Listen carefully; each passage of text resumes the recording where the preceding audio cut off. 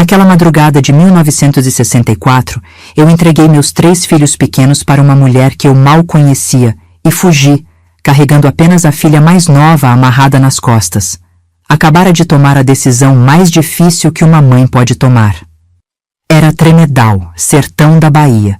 Eu tinha 19 anos, 3 crianças menores de 5 anos e um marido que havia jurado nos matar a todos enquanto dormíamos. Aquela casa de barro era um campo de guerra, e eu sabia que, se ficasse mais uma noite, nenhum de nós veria o amanhecer.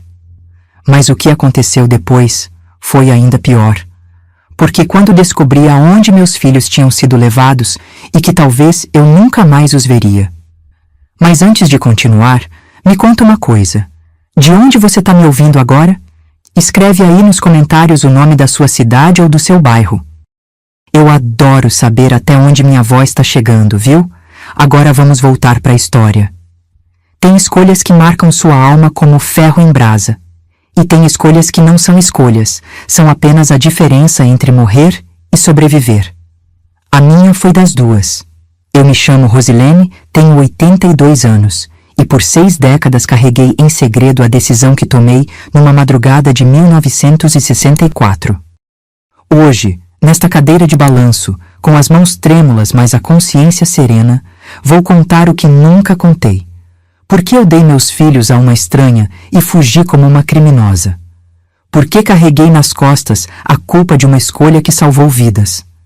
Era 1963, Tremedal, sul da Bahia. Um lugar onde o mapa esqueceu de passar, onde o tempo parava nas tardes quentes e só despertava com os gritos que ecoavam da minha casa. Nossa casa era de barro batido, teto de palha, chão de terra. Não havia eletricidade, telefone ou vizinhos por 2 quilômetros ao redor. Era só eu, Ademir, meu marido, e 3 crianças pequenas.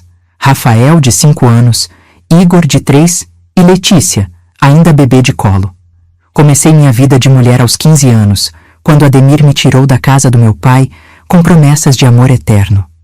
Ele tinha 26, era o homem mais bonito de Tremedal. Alto, cabelos crespos, dentes brancos que brilhavam quando sorria. No início, sorria muito.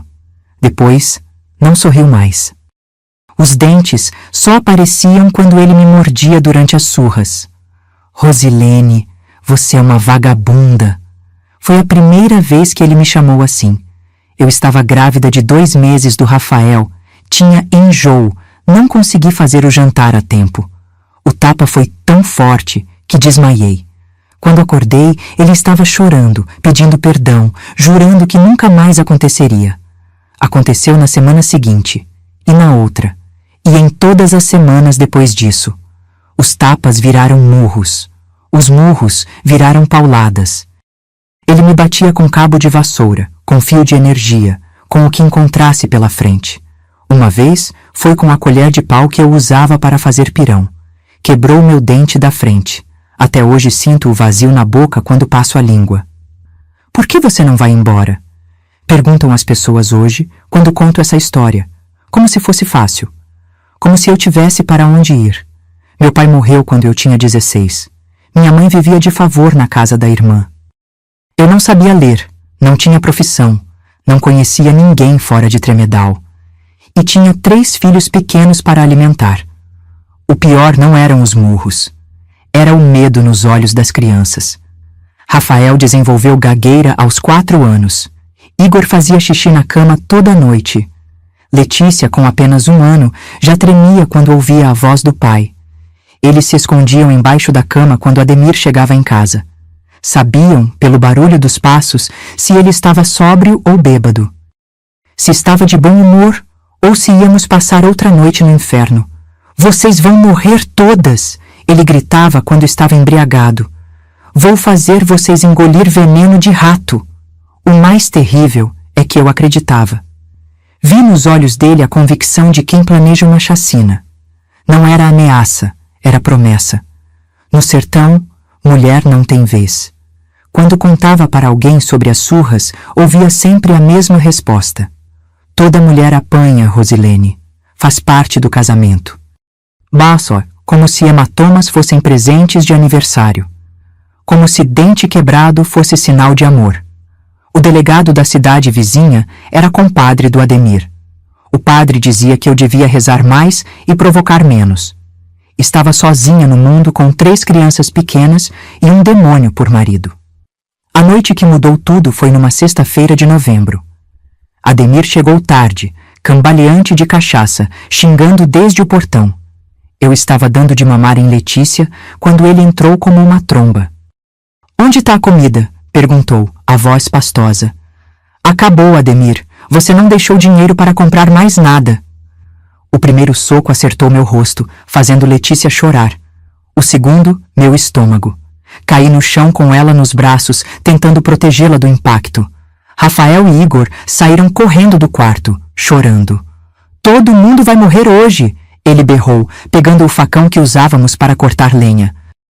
"Eu mato vocês agora e depois me mato. Assim acaba esse inferno." Nesse momento, olhei nos olhos dos meus filhos e vi resignação. Era isso. Eles já esperavam pela morte.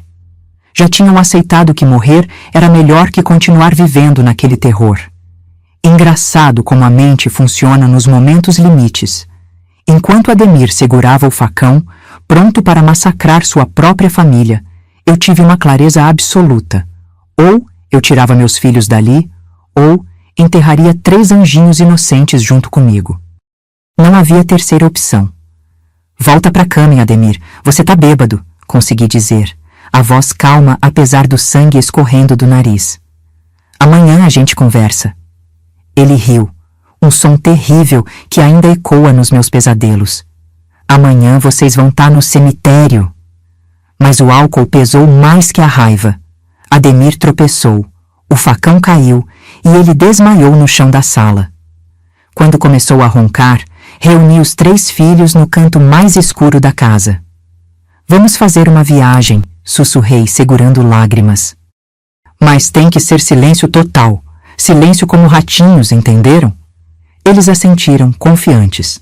Ainda não sabiam que era uma despedida. Esperei até o ronco ficar pesado, constante.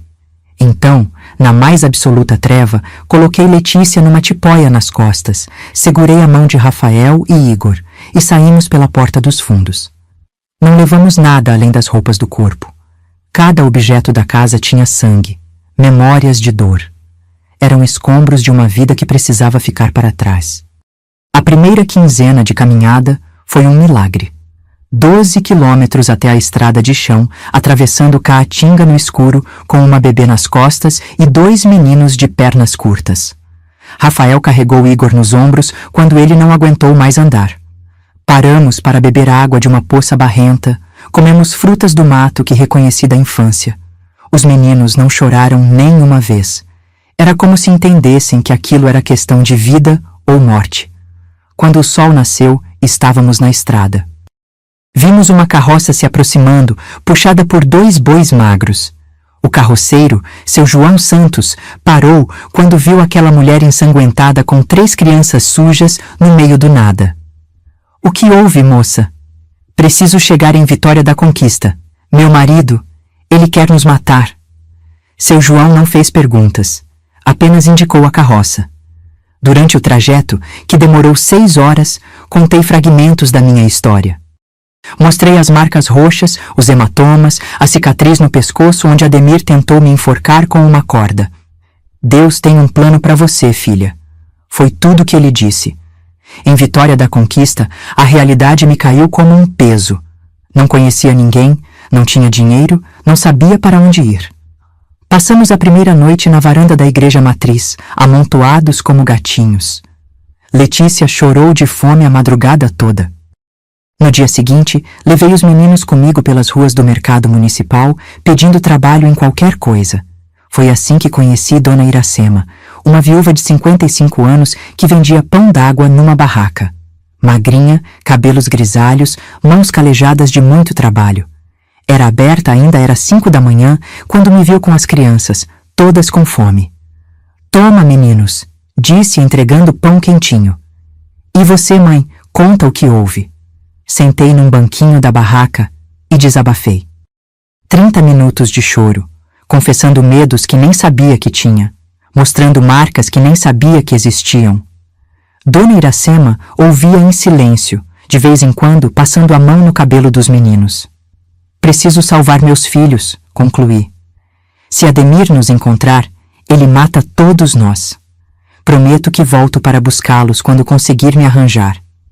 O silêncio dela foi longo, pesado. Finalmente, disse: Posso cuidar dos meninos, Rosilene, até você se levantar. As palavras que viriam a seguir definiriam o resto da minha vida. Palavras que me culparia por 60 anos. Palavras que salvaram 3 vidas e quebraram um coração. Palavras que provaram que, às vezes, o maior amor de mãe é deixar ir. Eu cuido deles como se fossem meus. Mas você precisa entender uma coisa. Se você sair, pode ser que demore muito para conseguir voltar. Pode ser até que eles se acostumem comigo como mãe. Olhei para Rafael, que segurava a mão do Igor com a autoridade de irmão mais velho. Para Igor, que ainda chupava o dedo. Para Letícia, mamando na chupeta improvisada de pano. 3 vidas que criei, que alimentei com meu próprio corpo, que protegi com meu próprio sangue, e agora deveria entregá-las a uma estranha? Faça o que achar melhor, sussurrei. Só não deixa eles se esquecerem que eu sou a mãe deles, e que eu voltei para salvá-los. Dona Iracema assentiu. Sem mais palavras, compreendemos o acordo invisível. Era isso ou voltar para morrer. Era isso ou ver meus filhos crescerem com um pai que bateria neles como batia em mim. Entreguei Rafael e Igor. Rafael olhou para mim com aqueles olhinhos verdes e perguntou: Mamãe, quando a senhora vem buscar a gente? Logo, meu filho, quando eu arrumar um trabalho e uma casinha nova, eu volto. Menti. Menti porque não tinha força para dizer a verdade. Menti porque acreditava na mentira. Menti porque não sabia que aquela seria a última conversa que teria com Rafael nos próximos 26 anos. Com Letícia no colo e o coração nas mãos, caminhei até a rodoviária. Consegui carona num pau de arara que ia para a Feira de Santana. Durante as 10 horas de viagem, embalada pelo motor barulhento e pela poeira que entrava pelas janelas abertas, Letícia dormiu nos meus braços, enquanto eu chorava em silêncio. Cada momento que me afastava de Rafael e Igor era uma punhalada na alma. No convento das Irmãs de Caridade, em Feira de Santana, encontrei um refúgio temporário. As freiras me acolheram sem julgar, me deram comida, roupa limpa, um lugar para dormir. Mas nada acalmava a ferida que sangrava dentro de mim. Eu tinha abandonado meus filhos. Você salvou suas vidas, dizia a irmã Teresa toda vez que me via chorando. Deus compreende os sacrifícios de mãe. Mas Deus não era mãe. Não sabia o que era carregar 3 seres humanos no ventre, sonhar seus sonhos, sentir suas dores. Deus não tinha mamilos rachados de tanto amamentar, costas doloridas de carregar crianças no colo, mãos sangrando de esfregar roupa para vestir seus filhos. Deus não entendia. 6 meses depois, encontrei trabalho como empregada doméstica numa família de classe média em Salvador. Levei Letícia comigo. A patroa era evangélica e permitiu que eu trouxesse uma criança órfã. Durante 2 anos, enviei cartas para Dona Iracema, mas nunca recebi resposta. Chegue a voltar para a Vitória da Conquista, mas sua barraca no mercado havia sido substituída por outra vendedora. Ninguém sabia para onde ela tinha ido. Ninguém conhecia 2 meninos órfãos que teriam ficado com ela. Era como se Rafael e Igor tivessem sido engolidos pela terra seca do sertão. E eu, que escolhera salvá-los do pai violento, agora os perdera para um nada. A ironia era cruel. Tirei meus filhos de um inferno certo para um limbo incerto. Jamais saberia se a escolha tinha sido certa. Tem noites que não passam, mesmo quando o dia chega. E tem decisões que pesam mais que pedras no peito, mesmo quando são as únicas possíveis. 3 semanas depois da fuga, eu estava sentada na capela de Feira de Santana, Letícia dormindo no meu colo, quando recebi a notícia que mudaria tudo. Um homem baixo, chapéu de couro na cabeça, entrou na igreja e se ajoelhou ao meu lado. A senhora é Rosilene? A que fugiu de Tremedal? Meu sangue congelou. Será que Ademir havia me encontrado? Apertei Letícia com mais força. Calma, moça. Vim da parte da dona Iracema. Ela pediu para te avisar de uma coisa. Meus filhos, eles estão bem?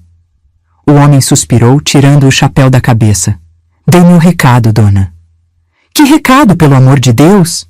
Ela pediu para dizer que os meninos vão para outra família, uma senhora de Salvador que não pode ter filho.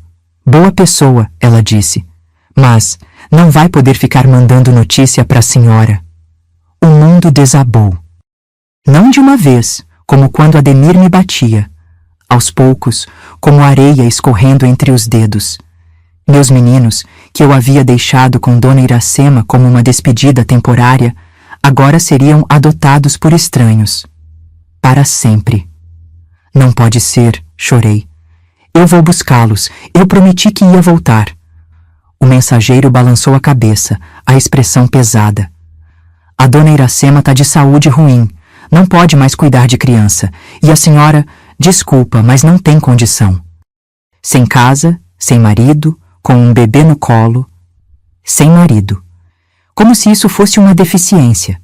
Como se ter um marido que me espancava fosse melhor que não ter marido nenhum. Mas aquela era a lei do sertão. Mulher sozinha não tinha direito nem à própria dor. Passei os meses seguintes como um fantasma. Trabalhava na casa de Dona Conceição, uma dentista aposentada, limpando tudo com obsessão, como se pudesse esfregar também a culpa que carregava. Letícia crescia no meu colo, pronunciando mamã pela primeira vez, aprendendo a andar segurando em mim, e tudo que eu conseguia pensar era: Rafael disse sua primeira palavra sem mim. Igor deu os primeiros passos sem eu ver. Todas as noites depois de Letícia dormir, eu escrevia cartas. Cartas para Dona Iracema, cartas para a tal família de Salvador, cartas para todos os juizados da Bahia. Cartas que se acumulavam numa gaveta porque eu não sabia para onde mandá-las.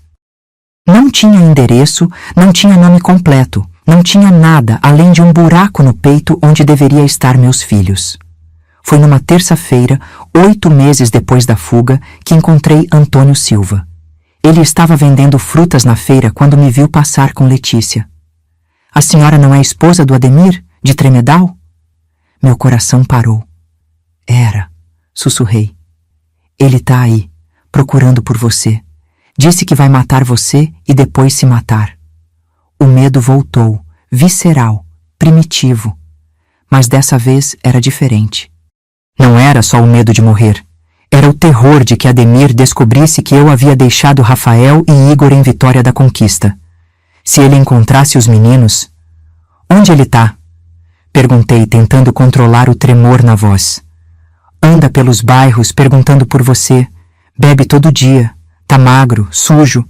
Parece um doido. Naquela noite, tomei outra decisão que me perseguiria para sempre. Fui até o padre Antônio, confessei minha situação e pedi ajuda para ir embora de Feira de Santana. Para onde, filha? Salvador, longe daqui. Preciso trabalhar, juntar dinheiro, um dia buscar meus meninos. O padre conseguiu uma vaga para mim numa casa de família no bairro da Liberdade. Uma casa grande, com quintal, onde Letícia poderia brincar. A patroa, Dona Marlene, era rígida, mas justa. Dormíamos no quartinho do fundo, mas era nosso. Pela primeira vez em meses, respirei sem medo de um punho cerrado. Os anos que se seguiram foram um embotamento necessário. Trabalhava de segunda a sábado, de sol a sol. Domingo ia à missa, levava Letícia para passear no parque da cidade. À noite, depois que ela dormia, chorava silenciosamente para não acordá-la. Não havia lágrimas para a vida toda de culpa que me esperava. Em 1970, Letícia tinha 7 anos e perguntava com frequência sobre os irmãos. Eu respondia com meias verdades, cada palavra um corte em mim mesma. Eles moram longe, minha filha. Um dia nós vamos reencontrar. Por que eles foram embora, mãe? Como explicar para uma criança de 7 anos sobre violência doméstica, sobre medos maiores que montanhas, sobre escolhas que cortam a alma? Porque mamãe precisava proteger todo mundo, e às vezes, proteger é deixar ir. Frase que virou mantra, repetida até eu quase acreditar. Em 1975, ouvi falar de uma assistente social que ajudava a encontrar crianças adotadas. Reuni coragem e procurei ajuda. 2 meses de burocracia, papéis, perguntas humilhantes sobre por que eu havia abandonado meus filhos. Como se aquela palavra pudesse definir o ato mais doloroso da minha vida. Era isso ou eles morrerem nas mãos do próprio pai, repetia. Era isso ou voltarmos todos num caixão. A assistente social, uma mulher jovem de óculos grossos, fazia anotações em silêncio. No final, disse apenas: "Vamos tentar." Tentamos durante 3 anos. Cartas, telefonemas, visitas a orfanatos, conversas com padres da região, nada. Era como se Rafael e Igor tivessem sido carregados pelo vento seco do sertão, dissolutos na imensidão da Bahia. Em 1979, parei de procurar. Não por desistência, mas por preservação. A cada não encontramos era uma nova facada. A cada registros perdidos era mais culpa carregada. Letícia já tinha 16 anos, inteligente, sonhadora. Precisava de uma mãe inteira, não de uma mulher consumida pela busca do impossível. Mas as culpas têm memória própria. Nas noites de insônia, quando Letícia já estava formada, tinha virado professora como eu sempre sonhei que fosse, eu ainda escutava a pergunta de Rafael: "Mamãe, quando a senhora vem buscar a gente?" E a resposta que nunca dei: "Talvez, meu filho, talvez nunca." A primeira carta de ódio chegou em 1985. Sem assinatura, letra infantil: "Mãe que abandona filho não merece perdão." Reconheci a caligrafia. Era Igor. Depois de 21 anos, finalmente tinha uma notícia dos meus meninos, e era uma carta de rancor. Guardei como tesouro, mesmo com o coração partido. Era a prova de que pelo menos um deles estava vivo. A segunda carta veio 2 anos depois, de Salvador, assinada: "Rafael, procurei a senhora minha vida inteira. Não consigo entender por que me deixou. Nem quero mais." Respostas que nunca mandei, nunca saberia como mandar. Destino de mãe sertaneja. Carregar culpas de escolhas impossíveis, sofrer em silêncio, esperar pelo milagre do perdão. Em Salvador, criando Letícia sozinha, trabalhando até os ossos doerem, guardando cada tostão na esperança secreta de um dia poder recompensar as famílias que criaram meus filhos. Não dinheiro, isso eu nunca teria. Mas talvez uma palavra, um abraço, obrigada por cuidarem deles quando eu não pude. Pude em amor, mas não em condições. Pude em desespero, mas não em recursos. Pude em dor, mas não em solução. E a cada dia das mães, uma tortura silenciosa. Celebrações para mulheres que puderam ficar com os filhos, enquanto eu contava para Letícia histórias sobre os irmãos que moram longe, como se fossem princesas em castelos distantes, e não crianças que eu deixei num mercado poeirento para não vê-las mortas nas mãos do próprio pai. Esse é o preço que até hoje pago. Não em dinheiro, sempre fui pobre demais para isso. Mas em remorso que corrói, em esse que não dormem, em amor que não sabe para onde ir porque seus destinatários viraram sombras num passado que não se pode desfazer. Letícia cresceu linda, estudou, formou-se professora como eu sonhei, mas cresceu também com a sombra de 2 irmãos fantasmas, sempre presentes nas conversas que eu não conseguia terminar, nas fotos que não existiam, nas memórias que eu guardava como espinhos no coração. Em 1988, ela completou 25 anos. Já trabalhava numa escola pública, tinha um namorado sério, vida própria. Numa dessas noites em que eu chorava baixinho pensando nos meninos, ela entrou no quarto e se sentou na minha cama. "Mãe", disse, a voz firme, mas compreensiva, "conte a verdade, o que realmente aconteceu com meus irmãos."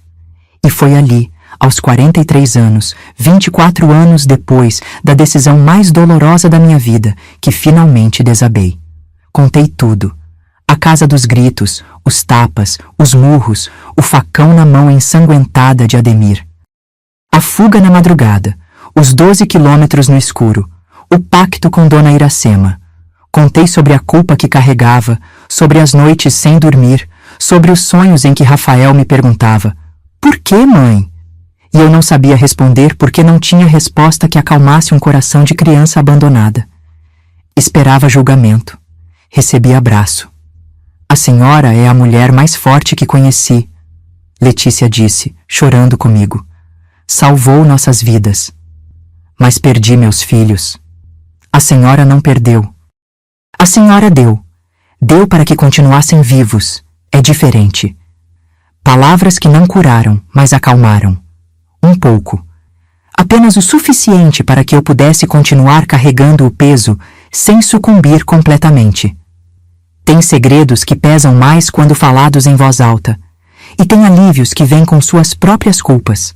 Depois de contar tudo para Letícia, uma coisa mudou dentro de mim. Não se curei. Isso seria impossível para uma ferida que vinha sangrando havia 24 anos. Mas comecei a respirar diferente. Como se alguém tivesse ajudado a carregar o peso que eu carregava sozinha desde 1964. "Mãe, você precisa tentar encontrá-los", Letícia disse numa manhã. Ela já trabalhava havia 3 anos como professora. Tinha um namorado sério, vida construída. "Eu vou te ajudar. Vamos escrever cartas para todas as rádios do interior, para os jornais." A princípio senti medo. Medo de que Rafael e Igor me odiassem ainda mais ao saberem da busca. Medo de encontrá-los. Medo de não encontrar. Medo de abrir feridas que eu mal conseguia manter fechadas. "E se eles não quiserem me ver?" perguntei, a voz fraca, como a de uma criança assustada. "E se quiserem?" ela rebateu firme. "A senhora ficou 25 anos se martirizando por uma escolha que salvou vidas. Talvez seja a hora de pelo menos tentar." Começamos uma jornada que me esgotou mais que todos os anos de trabalho pesado. Letícia escrevia cartas. Ela sabia escrever melhor que eu, que mal terminei o primeiro ano do primário. Eu assinava e rezava cada vez que íamos ao correio. Procura-se: Rafael e Igor, filhos de Rosilene dos Santos e Ademir Silva, nascidos em Tremedal, Bahia. Entregues temporariamente aos cuidados de Dona Iracema em Vitória da Conquista em 1964. Mãe procura desesperadamente por informações. Enviamos essas mesmas palavras para 30 rádios do interior baiano, 15 jornais regionais, 8 programas de TV que faziam quadros de busca por familiares. Era como jogar garrafas no mar e esperar por uma resposta que talvez nunca chegasse. Os meses passaram devagar. Cada dia sem resposta era uma morte pequena. Cada carta devolvida pelos correios como destinatário desconhecido era uma facada silenciosa. Passei noites inteiras acordada, imaginando os meninos, agora homens de 30 e 28 anos, ouvindo minha procura pelo rádio e decidindo não responder. "Talvez odeiem você, mãe", Letícia disse uma vez, tentando me preparar. "Talvez não entendam." "Eu também não entendo", respondi. Como uma mãe pode escolher entre salvar os filhos ou mantê-los perto para morrerem juntos? 3 meses depois de começarmos a busca, numa tarde de janeiro de 1989, estava passando roupa na casa de minha última patroa quando ouvi a campainha tocar. Era o carteiro, com uma carta de Vitória da Conquista. Minhas mãos tremeram tanto que não consegui abrir o envelope. Letícia estava no trabalho. Chamei Maria, a cozinheira, uma mulher do interior como eu. "Abre para mim, Maria." Acho que não tenho coragem. Dentro, uma única folha de papel ao maço, letra caprichada, palavras que viraram minha vida do avesso. "Dona Rosilene, soube por um conhecido que a senhora está procurando Rafael e Igor, seus filhos. Cuidei deles de 1964 a 1967, quando foram adotados por uma família de Salvador. São meninos bons. Guardei o endereço de adoção todos esses anos, que envio junto. Rafael hoje mora em Vila Velha, Espírito Santo. Igor está em São Paulo. Ambos já são pais de família. Que Deus a abençoe, Iracema Silva." Era ela. A mulher que salvou meus filhos quando eu não consegui. Guardou o endereço durante 25 anos, como se soubesse que um dia essa carta seria necessária. As informações eram escassas, mas eram tudo que eu tinha. Rafael em Vila Velha, Igor em São Paulo, filhos de família. Passei 3 dias chorando. Não de tristeza nem de alegria, de desespero puro. Como enfrentar 2 homens que carreguei no ventre, que alimentei com meu corpo, que beijei pela última vez quando eram criancinhas pequenas? Letícia escreveu primeiro para Rafael. Ela escolheu as palavras com cuidado, cada frase pensada para não machucar mais do que já tinha machucado. Rafael, meu nome é Letícia, sou filha de Rosilene, sua mãe biológica. Ela me pediu para escrever porque tem dificuldade com as palavras escritas. Não estamos procurando nada além de notícias sobre você. Mamãe passou os últimos 25 anos se culpando por uma decisão que, ela acredita, salvou nossas vidas. Ela só quer saber se você está bem, se foi feliz. Se quiser conversar, estamos aqui. Se não quiser, respeitaremos e nunca mais procuraremos. 2 semanas depois, no dia 15 de março de 1989, chegou a resposta. Um envelope azul, letra firme, palavras que me fizeram chorar o dia inteiro. Letícia, recebi sua carta. Vou responder o que você e nossa mãe queriam saber. Sim, fui feliz. Levado para uma família de agricultores em Vila Velha, cresci com carinho, estudei, me formei professor, estou casado e tenho 2 filhos, mas também cresci com um vazio. Toda noite, até os meus 10 anos, eu olhava para o céu e perguntava, por que ela não voltou? Depois parei de perguntar e comecei a odiar. Não entendo como uma mãe pode deixar um filho. Nem a vida ou a morte justifica isso. Hoje tenho 30 anos. Tenho 2 filhos e uma esposa que eu protejo com minha vida. E sei que jamais os deixaria em qualquer circunstância. Então não quero conhecê-la. Mas diga a ela que não precisa se culpar mais. Eu sobrevivi e sou feliz. E isso deveria ser suficiente para ela. Rafael. A dor dessa carta me matou e me salvou ao mesmo tempo. Rafael estava vivo, tinha família, era professor, tinha estudado, algo que eu sempre sonhei para meus filhos. Mas o rancor daquelas palavras cortou mais fundo que qualquer tapa que Ademir me dera. Como pode dizer que eu deixei vocês? Gritei para a carta como se Rafael pudesse me ouvir. Deixei para vocês continuarem vivos. Se ficasse, hoje estariam todos mortos. Letícia pegou a carta das minhas mãos e leu em silêncio. Depois, com uma calma que não sei de onde tirou, disse: Mãe, ele precisa do ódio.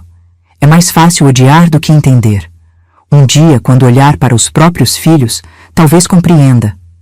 Decidimos não escrever para Igor. A resposta de Rafael era clara demais. Eles não queriam contato. E eu não tinha mais forças para mais uma rejeição. Os anos que se seguiram foram de uma aceitação dolorosa. Eu trabalhava no tanque de lavar roupa da pensão, onde agora morava com Letícia.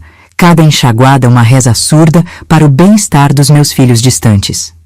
Sabia que estavam vivos, criados com amor por outras famílias que tinham profissões dignificantes e filhos próprios. Mas sabia também que carregariam para sempre a marca de terem sido deixados, e eu carregaria para sempre a marca de ter sido a mãe que deixou. Em 1992, Letícia se casou com Fernando, um colega professor. Casamento simples, na igreja do bairro, mas cheio de alegria. No dia do casamento, quando subiram ao altar, não consegui evitar olhar para os lugares vazios que Rafael e Igor deveriam ocupar. Letícia tinha 2 irmãos que não conheceria nunca. E eu tinha 2 filhos que não veriam a irmã se casar. Eles estão em pensamento. Letícia sussurrou quando viu meu olhar. Mas pensamento não abraça, não faz brinde, não dança na festa depois. Pensamento é consolação para quem não tem mais nada. Em 1995, nasceu Pedro, meu primeiro neto. Quando Letícia colocou o bebê nos meus braços, senti uma alegria misturada com uma dor que não sei explicar. Era como se todas as vezes que não pude abraçar Rafael e Igor, pequenos viessem de uma vez, numa onda de amor e remorso. Olha, Pedro, murmurei para o bebê de 3 dias nos meus braços. Sua avó conhece o preço do amor, um preço que ela pagou 3 vezes e continua pagando todo dia. Nos anos seguintes, acompanhei Pedro crescer. Depois chegou Júlia, minha neta. Ensinei para eles as cantigas que cantava para Rafael e Igor. Contei as histórias que inventava para adormecer os meninos. Era como se, através dos netos, pudesse exercer a maternidade que tive que cortar bruscamente. Mas havia sempre uma sombra. Letícia notava quando eu olhava longamente para as crianças, quando suspirava fundo depois de uma cantiga. Mãe, eles amam você. E você ama eles. Permita-se essa alegria. Não consigo esquecer que Rafael e Igor tiveram outras avós, que cresceram sem as minhas cantigas, as minhas histórias. Mas cresceram, estão vivos, têm famílias. Isso não conta para nada? Contava. Claro que contava. Era a única coisa que me permitia dormir algumas noites. A certeza de que a decisão mais difícil da minha vida havia sido também a mais acertada. Não a mais feliz, não a mais confortável, mas a que garantiu 3 corações batendo: Rafael, Igor e Letícia, em vez de 4 caixões lado a lado numa terra vermelha do sertão. Em 1998, numa tarde em que eu cuidava de Pedro e Júlia enquanto Letícia estava na escola, recebi uma visita inesperada. Uma mulher jovem, uns 35 anos, olhos verde claros, bateu na nossa porta. A senhora é Rosilene, mãe de Rafael? Meu coração parou. Era ela, a esposa de Rafael. Sou Carmen, disse, a voz suave, mas firme. Rafael não sabe que estou aqui, mas preciso lhe dizer uma coisa.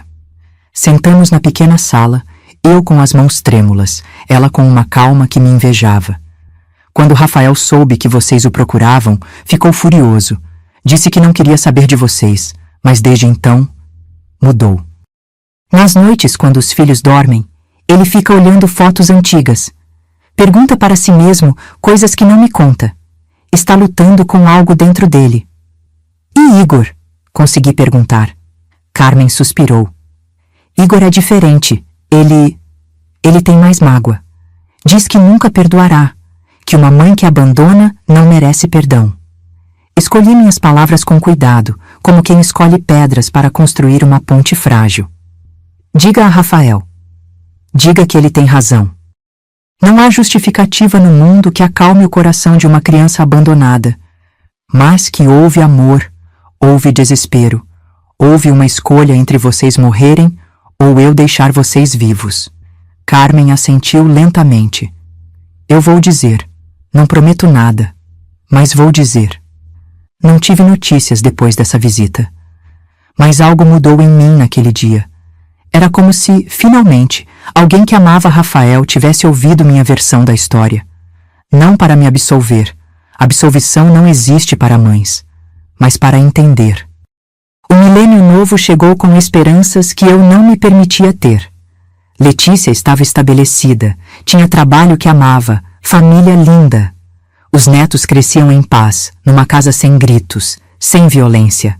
Era isso que eu sempre quis para meus filhos, e consegui pelo menos para um deles. Em 2000, numa noite quente de janeiro, eu estava na varanda da pequena casa que divido com Letícia, balançando numa cadeira que Fernando fez para mim. Pedro e Júlia dormiam. Letícia corrigia provas na mesa da sala. Mãe, ela disse de repente, tem algo que preciso te dizer. O tom sério me alertou. Essas palavras sempre precediam momentos que mudariam tudo. Rafael escreveu uma carta. Chegou hoje. Meu coração disparou. Levei a mão ao peito, tentando controlar a respiração. O que ele diz? Letícia leu devagar, cada palavra pesada. Letícia, este ano vai fazer 36 anos que nos separamos. Tenho 36 anos de vida e passei boa parte deles tentando entender algo que talvez eu nunca entenda completamente. Carmen, minha esposa, tornou algumas coisas claras para mim. Disse que nossa mãe teve que escolher entre nossas vidas e nossa presença. Comecei a pensar no que faria se alguém ameaçasse meus filhos. Não quero conhecê-la. Ainda não. Talvez nunca. Mas quero que saiba de uma coisa. Criei meus filhos sem medo. Quando eles choram, eu abraço. Quando estou cansado, ainda abraço. Porque uma criança chorando me lembra de quando eu chorava esperando por alguém que nunca voltou. Mas hoje entendo que talvez você não tivesse como voltar. Talvez deixar fosse a única forma de nos manter vivos. Esta é minha última carta sobre esse assunto. Mas quero que a senhora saiba, eu sou feliz. Era isso que você queria? Que fôssemos felizes? Então, missão cumprida. Rafael. Era o perdão disfarçado de despedida. A absolvição que vinha do reconhecimento, não da compreensão completa. Rafael me dava permissão para parar de me punir. Mãe, Letícia disse pegando minha mão. Você pode descansar agora. Mas mãe não descansa. Mãe carrega. Carrega alegrias, carrega medos, carrega culpas. E carrega também, no final das contas, a certeza de que fez o que tinha que fazer. Naquela noite, pela primeira vez em 36 anos, consegui dormir sem sonhar com Rafael pequeno perguntando: Mãe, quando vai voltar? Porque a resposta, finalmente, eu tinha encontrado. Nunca voltei, meu filho, mas você está vivo. E para uma mãe, essa é a maior vitória possível. Tem histórias que só se fecham quando você encontra paz com as páginas que não puderam ser escritas. E eu encontrei essa paz de uma forma que jamais imaginei. Era setembro de 1991. Eu tinha 46 anos e trabalhava no mesmo tanque de lavar roupa há 4 anos.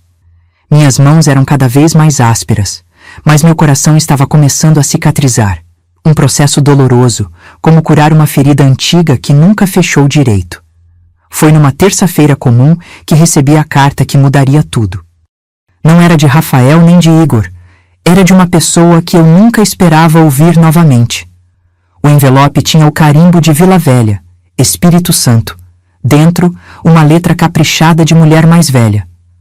Cara Rosilene, sou Dulce, aquela que acolheu Rafael há 24 anos, quando era apenas uma criança perdida. Sei que você procura por ele.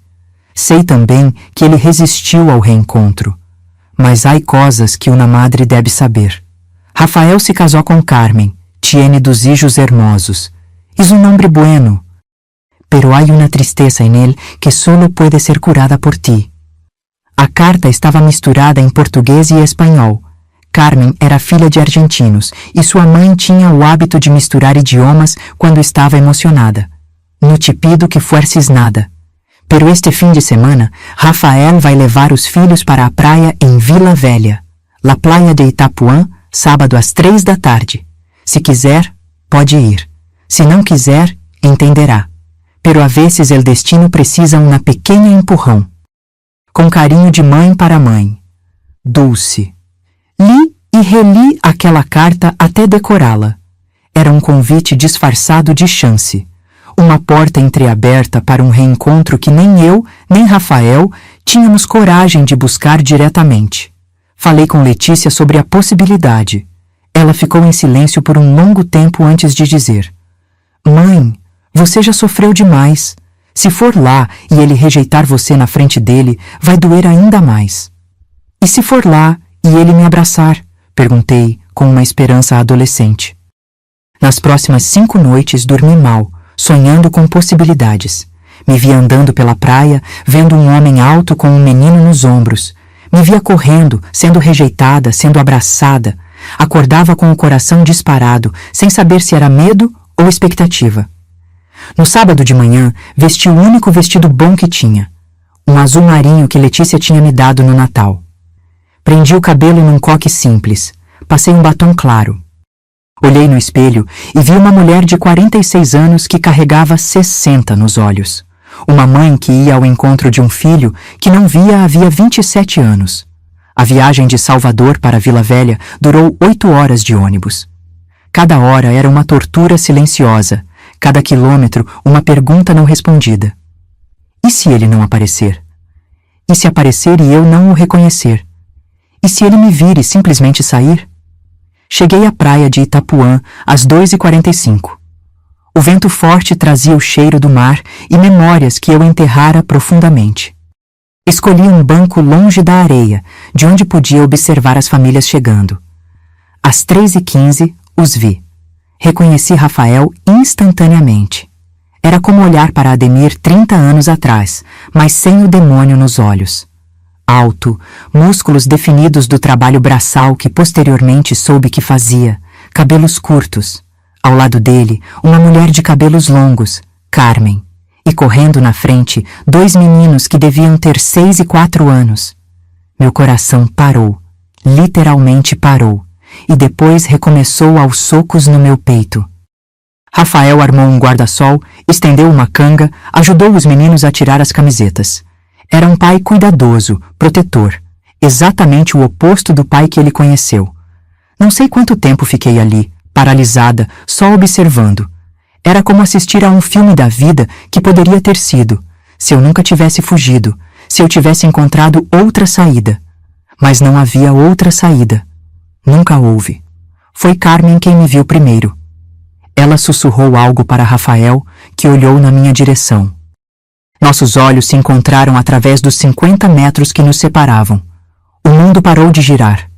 Rafael ficou imóvel por um segundo que durou uma eternidade. Depois, disse alguma coisa para Carmen e começou a andar na minha direção. Cada passo dele era uma batida do meu coração. Quando estava a 3 metros de mim, parou. Seus olhos, os mesmos olhos verdes de criança que eu lembrava, agora tinham rugas nos cantos, marcas de um homem que ria. Eu sabia que você viria, disse, a voz mais grave do que imaginava. Eu só vim olhar. Juro que não ia me aproximar. Ele riu, um som baixo e amargo. A mãe que não queria se aproximar do filho. História da minha vida. As palavras cortaram como vidro. Rafael, Senta, mãe. Vamos conversar. Quando ele me chamou de mãe, chorei. Não consegui segurar. Chorei 27 anos de ausência, de noites sem dormir, de culpa carregada como cruz. Sentamos no banco, ele deixando propositalmente um espaço entre nós.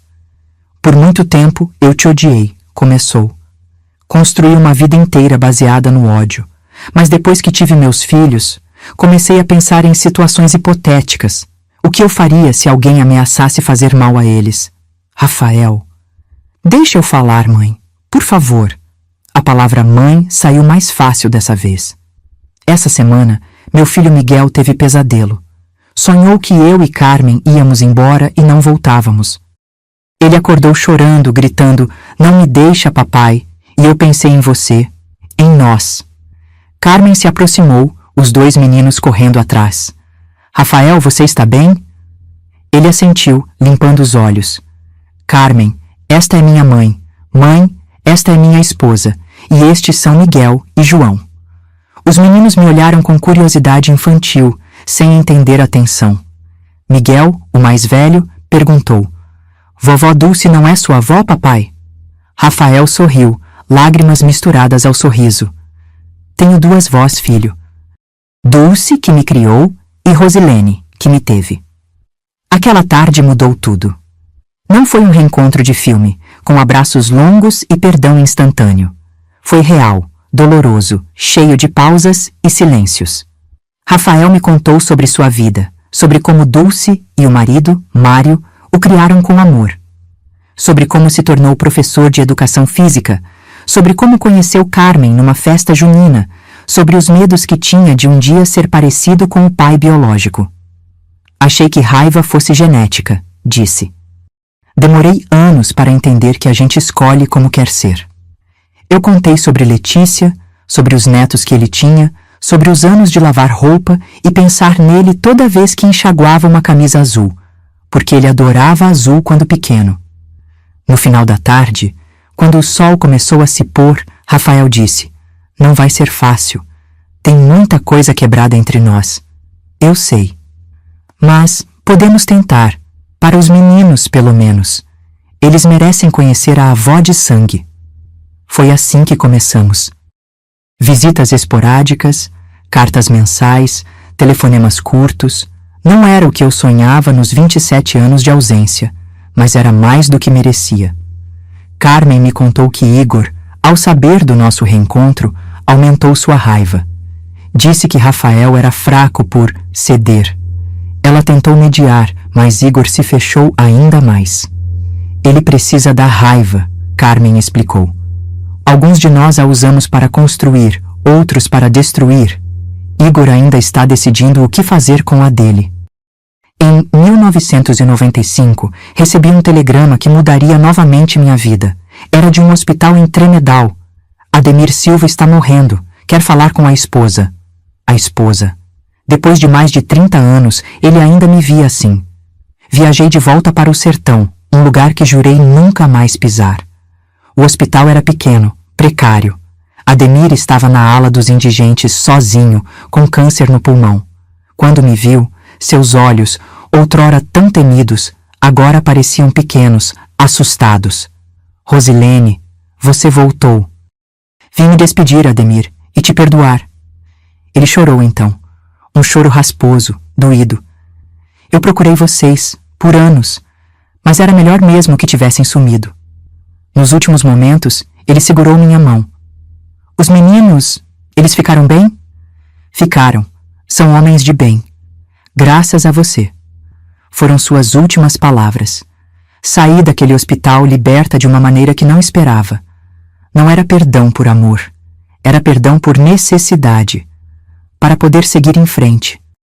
Em 1998, Rafael me levou para conhecer sua casa. Uma casa simples em Vila Velha, com quintal grande e um balanço no pé de manga. Havia fotos na parede, de Dulce e Mário, dos meninos, da família de Carmen. E agora, uma foto minha, do dia que nos reencontramos na praia. Mãe, Rafael disse nesse dia, quero que você saiba de uma coisa. Independente do que aconteceu, do que não aconteceu, você me ensinou a coisa mais importante, que às vezes amar é deixar ir. Foi a frase que me curou. Não apagou os 27 anos, não desfez as escolhas, mas me deu paz com elas. No ano 2000, no último dia do milênio, toda a família se reuniu pela primeira vez. Letícia, Fernando e os filhos vieram de Salvador. Rafael, Carmen e os meninos nos receberam em Vila Velha. Faltava apenas Igor, mas ele nos enviou uma carta naquele dia. Para a família que eu perdi, e vocês que a reencontraram, não sei se algum dia terei coragem de estar aí com vocês. Mas quero que saibam que não odeio mais. Apenas, ainda não consigo amar. Talvez um dia. Igor. Era o início de uma possibilidade. Hoje, aos 82 anos, sento neste alpendre e vejo a vida de outra perspectiva. Rafael me visita uma vez por mês. Letícia mora na casa ao lado. Tenho 6 netos que me chamam de vovó. Igor ainda não apareceu, mas manda cartões de Natal. Baby steps, como diriam os terapeutas modernos. Se me perguntam se me arrependo, a resposta continua sendo não. Aquela madrugada de fuga salvou 3 vidas. Custou 27 anos de ausência, mas salvou 3 vidas. Vendi meus filhos para salvá-los da morte. E se isso for condenável, então que Deus me julgue, porque eu só fui mãe. Do meu jeito, com medo, mas com amor. Amor que doeu, amor que custou, amor que demorou 30 anos para ser reconhecido. Mas amor que, no final das contas, funcionou. Quando Rafael traz os meninos para passar o fim de semana, quando Miguel se senta no meu colo para ouvir uma história, quando João me pergunta, vovó, canta aquela música do sertão, eu vejo que valeu a pena. Não da forma que sonhei, não como planejei, mas valeu. Se você está lendo esta história, se está julgando minhas escolhas, eu peço apenas uma coisa. Imagine-se numa casa de barro, no sertão, com 3 filhos pequenos e um marido com um facão na mão, prometendo matar todos vocês. Depois me diga o que você faria. Eu fiz o que uma mãe faz. Escolhi a vida dos meus filhos acima da minha própria felicidade. E se tiver que fazer de novo, escolheria a mesma coisa. Porque mãe é isso, mãe é escolha. E eu escolhi que meus filhos vivessem. Aqui na varanda, quando o sol se põe e Rafael me liga para dar boa noite, quando Letícia passa para tomar um café, quando a carta mensal de Igor chega, mesmo que breve, ranzinza, mas cheia de vida, eu sei que escolhi certo, não feliz. Não fácil, mas certo. E se existe uma medida para o amor de mãe, a minha é esta: 3 filhos vivos. Cada um ferido à sua maneira, cada um curado à sua maneira, mas cada um vivo. E para uma mãe que esteve tão perto de enterrar seus filhos, isso não é apenas suficiente. É tudo. Como eu disse no começo desta história e repito agora no fim, vendi meus filhos para não verem o pai me matar. E se isso não for perdoável, que Deus me julgue, porque eu, Rosilene, já me perdoei. E meus filhos, cada um à sua maneira também.